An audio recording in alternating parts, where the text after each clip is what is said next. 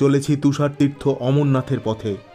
কত কত গ্রাম শহর জনপদকে পিছনে ফেলে ছুটে চলেছে এই দানব engine Himgiri express.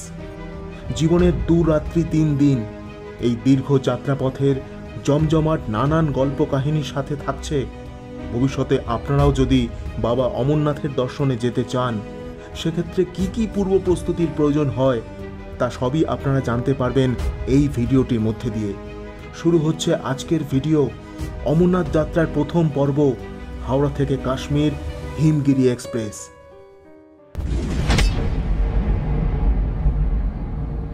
Bangadoot doc TV.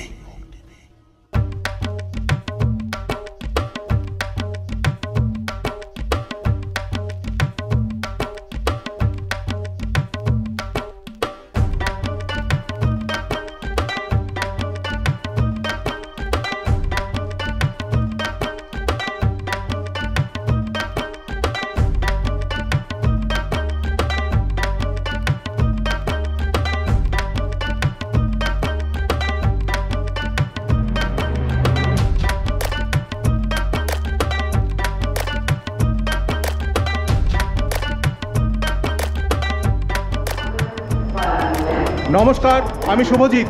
এই মুহূর্তে আমি চলে এসেছি হাওড়া স্টেশনে। এখান থেকে শুরু হচ্ছে আমার অমরনাথ যাত্রার প্রথম পর্ব।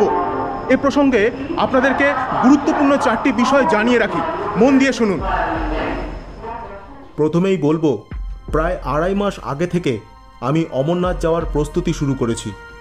আর আমার এই সমগ্র প্রস্তুতি পর্বটাকে আমি 4টি ভাগে ভাগ করে নিয়েছি। 1. ট্রেনের টিকিট কাটার পর্ব। 2. হাসপাতাল থেকে আমার মেডিকেল ফিটনেস সার্টিফিকেট জোগাড় করা। 3. নির্ধারিত ব্যাংক থেকে অমরনাথ যাওয়ার পারমিট ও ডেট নেওয়া। আর 4. দৈনিক এক্সারসাইজ বা ব্যায়াম। দুর্গম অমরনাথ যাত্রার পূর্বে এই 4টি ধাপ বা পর্ব আপনাকে অত্যন্ত গুরুত্ব সহযোগে সম্পূর্ণ করতে হবে। প্রথমে আসি ট্রেনের টিকিট কাটার প্রসঙ্গে। 2022 সালে অমরনাথ যাত্রা শুরু হয়েছিল 29শে জুন, আর 2023-এ শুরু হয়েছিল 1 জুলাই, আর 2024-এ যাত্রা শুরু হলো 29শে জুন থেকে। আর এই ছবি প্রকাশিত হলো বাংলার এক বিখ্যাত দৈনিক সংবাদপত্রে। সুতরাং হিসাব ধরলে জুন মাসের শেষের দিক থেকেই কিন্তু অমরনাথ যাত্রা শুরু হয়ে যায়, আর আগস্ট মাসের প্রায় 20 তারিখ পর্যন্ত এই যাত্রা চলে। আর এ বিষয়ে সমস্ত তথ্য আপনারা পেয়ে যাবেন শ্রী অমরনাথজি সাইনবোর্ড নামক এই ওয়েবসাইটটি থেকে।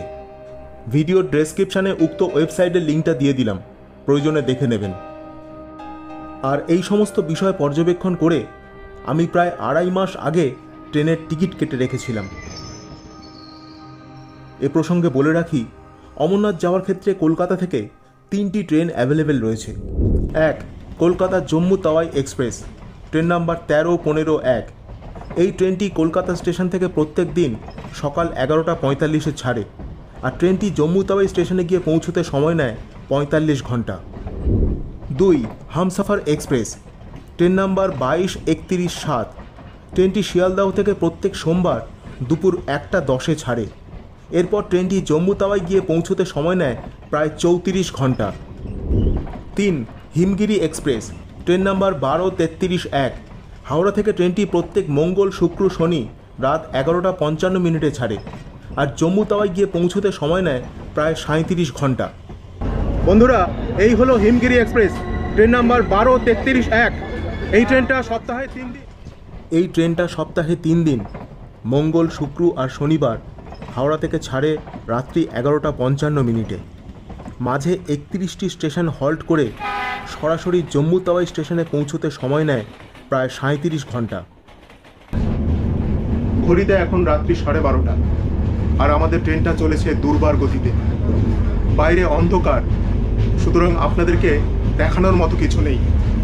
এই অবসরে আপনাদেরকে জানিয়ে রাখি, অমরনাথ যেতে গেলে যে বাধ্যতামূলক মেডিকেল সার্টিফিকেট লাগে, সেক্ষেত্রে আপনাদের কি কি করতে হবে।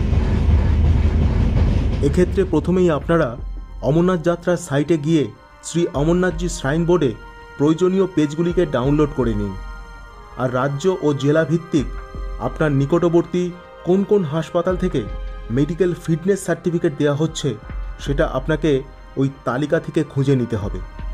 এরপর আপনার নিকটবর্তী হাসপাতালে গিয়ে করে নিতে হবে এই নিম্নলিখিত টেস্টগুলিকে: আই টেস্ট ওপিডি, নাক কান গলা ইএনটি ওপিডি, অস্থি orthopaedic OPD, surgery OPD, dental and skin OPD, বিভিন্ন প্রকার blood test, TC, DC, ESR, এইচবিওয়াই, blood sugar fasting, blood pressure, blood grouping etcetera. এরপর করতে হবে বুকের ECG, chest X ray, medicine OPD ইত্যাদি। এই সমস্ত টেস্টগুলিতে উত্তীর্ণ হওয়ার পর হাসপাতালের সুপার আপনাকে একটি মেডিকেল ফিটনেস সার্টিফিকেট দেবেন। এবার সেই মেডিকেল সার্টিফিকেটটি নিয়ে বিন্দুমাত্র সময় নষ্ট না করে আমি চলে গিয়েছিলাম মল্লিক বাজারের জম্মু কাশ্মীর ব্যাংকের ব্রাঞ্চে। ওখানে ব্যাংকের আধিকারিক আপনার সমস্ত ডকুমেন্ট চেক করে মাত্র 150 টাকার বিনিময়ে আপনার পছন্দ মতো অ্যাভেলেবেল ডেটে হয় চন্দনবাড়ি নয় বালতাল থেকে অমরনাথ দর্শনের পারমিট দিয়ে দেবেন। গুড মর্নিং বন্ধুরা, কলকাতা থেকে 530 কিলোমিটার পথ অতিক্রম করে এই মুহূর্তে চলে এসেছি বিহারের পাটনা জাংশনে। এই পাটনা শহরের আশেপাশে স্টেশন থেকে মাত্র 5-10 কিলোমিটারের মধ্যেই রয়েছে বেশ কয়েকটি গুরুত্বপূর্ণ ভ্রমণ স্থান, যার মধ্যে উল্লেখযোগ্য হল 1. গোলঘর। ইংরেজরা 1786 সালে এই স্থাপত্যটিকে নির্মাণ করেছিলেন। এটি পাটনার একটি অন্যতম ঐতিহাসিক স্থান, স্টেশন থেকে যার দূরত্ব মাত্র 2.5 কিলোমিটার। 2. মহাবীর টেম্পল। পাটনার প্রাচীন প্রসিদ্ধ এই মন্দিরটি ভগবান হনুমানজির উদ্দেশ্যে উৎসর্গিত হয়েছে। 3. পাটনা স্টেশন থেকে মাত্র 4.5 কিলোমিটার দূরত্বে রয়েছে 1973 সালে প্রতিষ্ঠিত সঞ্জয় গান্ধী জৈবিক উদ্যান বা চিড়িয়াখানা। এখানে রয়েছে প্রায় 1100 প্রজাতির বিভিন্ন ধরনের প্রাণী। 4. পাটনা রেল স্টেশন থেকে মাত্র 2 কিলোমিটার দূরত্বে রয়েছে পাটনা মিউজিয়াম। এখানে সংরক্ষিত রয়েছে বিভিন্ন ধরনের প্রাচীন দুষ্প্রাপ্য ঐতিহাসিক বস্তু। 5. আর পাটনা রেল জাংশন থেকে মাত্র 10 কিলোমিটার দূরত্বে রয়েছে পাটনা সাহেব নামক এই বিখ্যাত গুরুদ্বারটি। পাটনার গুরুত্বপূর্ণ ভ্রমণ স্থানগুলির মধ্যে এটি উল্লেখযোগ্য।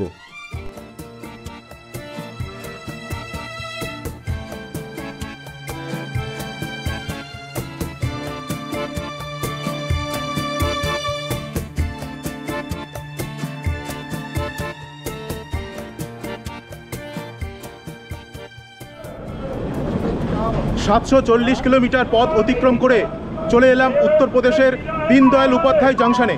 এই স্টেশনের আগের নাম ছিল মুঘল সরাই। 1862 সালে দিল্লি এবং হাওড়াকে যুক্ত করার জন্য ইংরেজ ইস্ট ইন্ডিয়া রেলওয়ে কোম্পানি কর্তৃক এই স্টেশনটিকে নির্মাণ করা হয়েছিল। 2017 সালে এই স্টেশনের নাম বদলে রাখা হয় দীনদয়াল উপাধ্যায় জংশন, কিন্তু পূর্বে এই স্টেশনটির নাম ছিল মুঘল সরাই। কত কত গ্রাম শহর জনপদকে পিছনে ফেলে চলেছি বাবা অমরনাথের দর্শনে।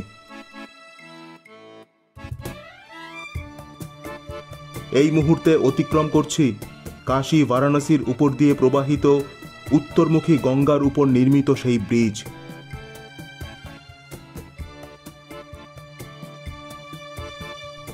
এই যাত্রাপথের বাঁদিকে তাকালে দেখতে পাবেন অর্ধচন্দ্রাকৃতি গঙ্গার পার বরাবর সারিবদ্ধ বারাণসীর 84টি পবিত্র ঘাট।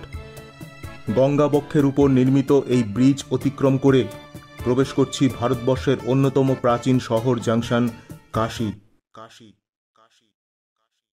দীর্ঘ এই কাশী স্টেশনটিকে অতিক্রম করার পরেই আসবে বারাণসী জাংশন।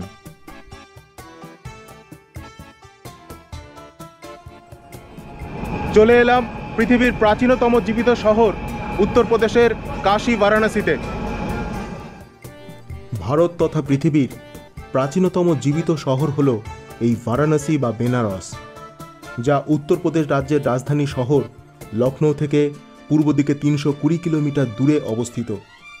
এই বারাণসী স্টেশন থেকে মাত্র 4.5 কিলোমিটার দূরত্বে রয়েছে বিশ্বের দ্বাদশ জ্যোতির্লিঙ্গের অন্যতম বাবা বিশ্বনাথের মন্দির। এছাড়াও এখানে আরও উল্লেখযোগ্য বিভিন্ন হিন্দু মন্দির অবস্থান করছে। এই মুহূর্তে আমাদের ট্রেনটি চলেছে দুর্বার গতিতে। আর এই অবসরে আপনাদেরকে আরেকটি গুরুত্বপূর্ণ বিষয় জানিয়ে রাখি।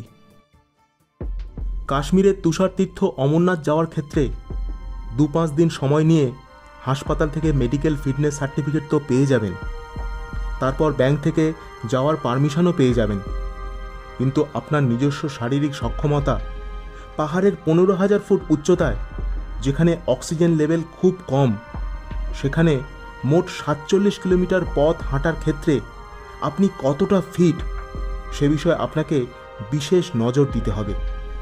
আর এক্ষেত্রে আপনাকে অমরনাথ যাওয়ার অন্তত 1 মাস আগে থেকে একটু আধটু মাঠে গিয়ে শারীরিক কসরত করতে হবে। তাহলেই দুর্গম অমরনাথের দীর্ঘ পথক্লান্তি অবলীলায় ওভারকাম করে উঠতে পারবেন। না হলে পথমধ্যে বিভিন্ন প্রকার শারীরিক সমস্যা দেখা দিতে পারে।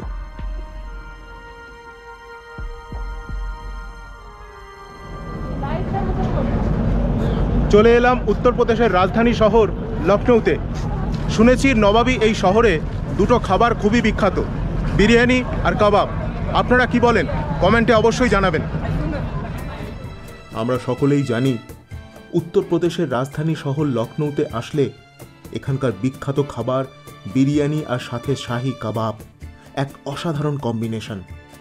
এছাড়াও লখনৌ আরেকটি খাবারের জন্য বিখ্যাত, তা হলো পোলাও। এখানকার এই খাবার টেস্ট করলে মনে হবে জাস্ট ম্যাজিক।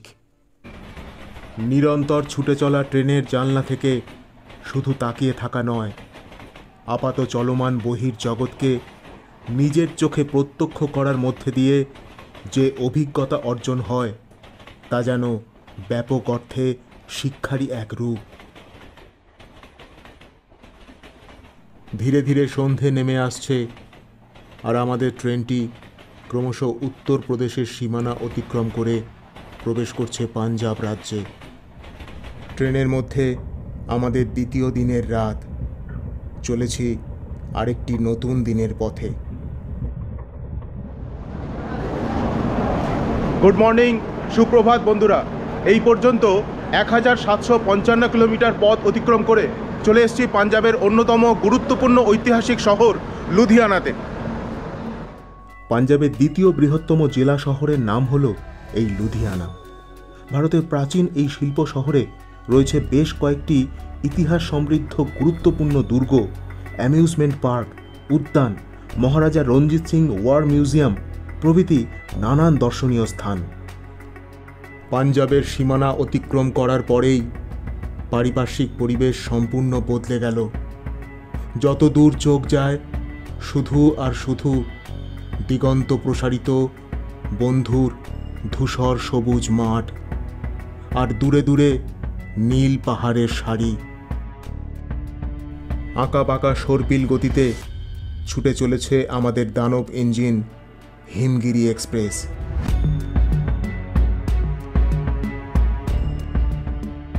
আর মাত্র কয়েক মুহূর্তের অপেক্ষা।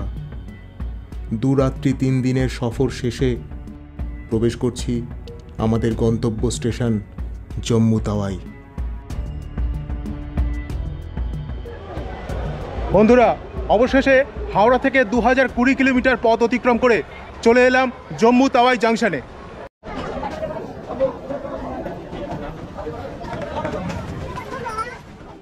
এই মুহূর্তে স্টেশন থেকে বেরিয়ে চলেছি বাইরে অবস্থিত বাস স্ট্যান্ডের উদ্দেশ্যে।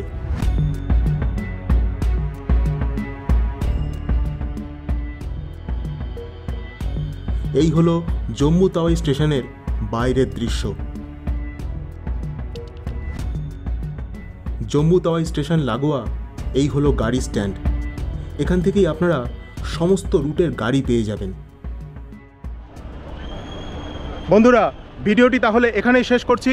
তবে অমরনাথ যাত্রার রুদ্ধশ্বাস পর্বগুলো কিন্তু এখানেই শেষ নয়। খুব শীঘ্রই আসছি আমরা পরবর্তী পর্ব নিয়ে। আপনারা সঙ্গে থাকুন, দেখতে থাকুন। ধন্যবাদ।